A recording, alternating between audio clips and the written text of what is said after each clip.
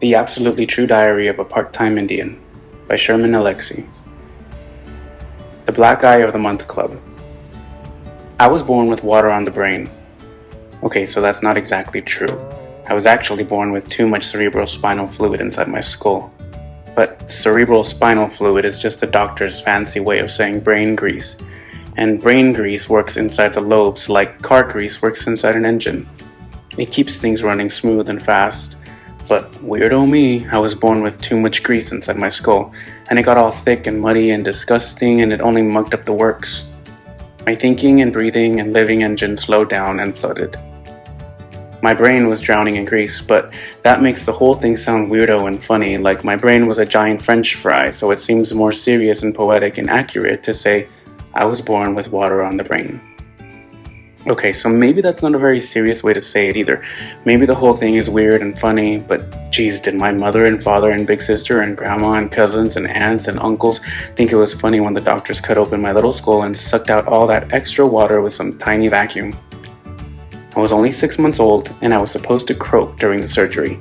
And even if I somehow survived the mini Hoover, I was supposed to suffer serious brain damage during the procedure and live the rest of my life as a vegetable.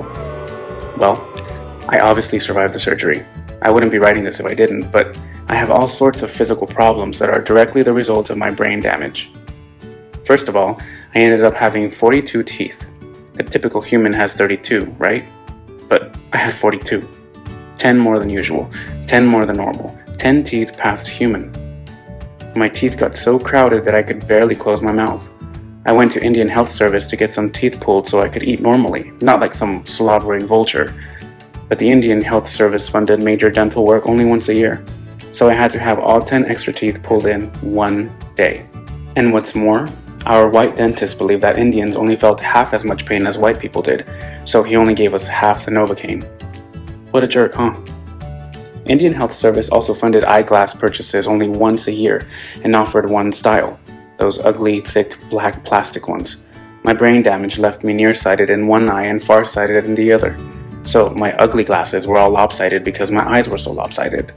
I get headaches because my eyes are like enemies, like they used to be married to each other but now hate each other's guts. And I started wearing glasses when I was 3, so I ran around the res looking like a 3-year-old Indian grandpa. And I was skinny. I turned sideways and disappeared, but my hands and feet were huge. My feet were a size 11 in 3rd grade. With my big feet and pencil body, I looked like a capital L walking down the road. And my skull was enormous, epic. My head was so big that little Indian skulls orbited around it. Some of the kids called me Orbit, and other kids just called me Globe. The bullies would pick me up, spin me in circles, put their finger down on my skull and say, I want to go there. So obviously I looked goofy on the outside, but it was the inside stuff that was the worst. First of all, I had seizures, at least 2 a week, so I was damaging my brain on a regular basis. But the thing is, I was having those seizures because I already had brain damage, so I was reopening wounds each time I seized. Yep, whenever I had a seizure, I was damaging my damage.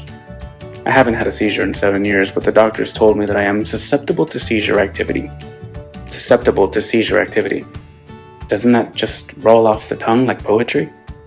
I also had a stutter and a lisp. Or maybe I should say I had a stutter and a lisp.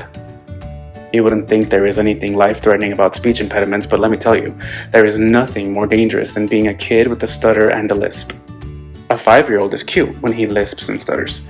Heck, most of the big-time kid actors stuttered and lisped their way to stardom.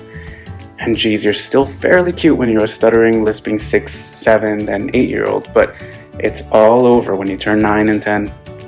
After that, your stutter and lisp turn you into a retard. And if you're 14 years old like me and you're still stuttering and lisping, then you become the biggest retard in the world. Everybody on the res calls me a retard about twice a day.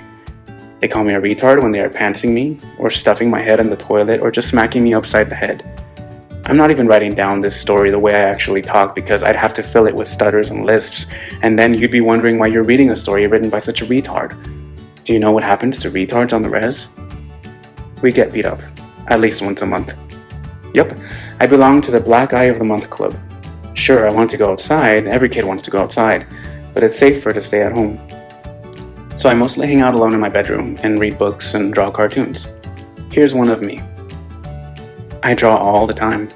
I draw cartoons of my mother and father, my sister and grandmother, my best friend Rowdy, and everybody else on the res.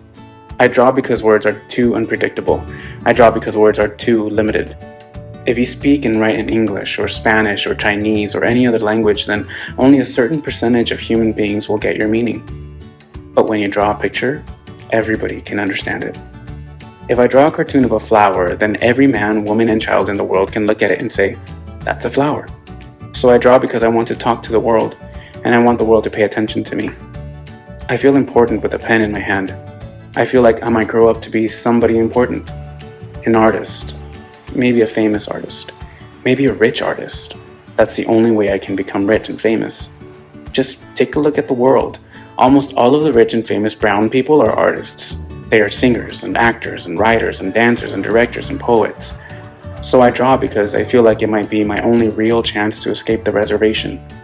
I think the world is a series of broken dams and floods, and my cartoons are tiny little lifeboats.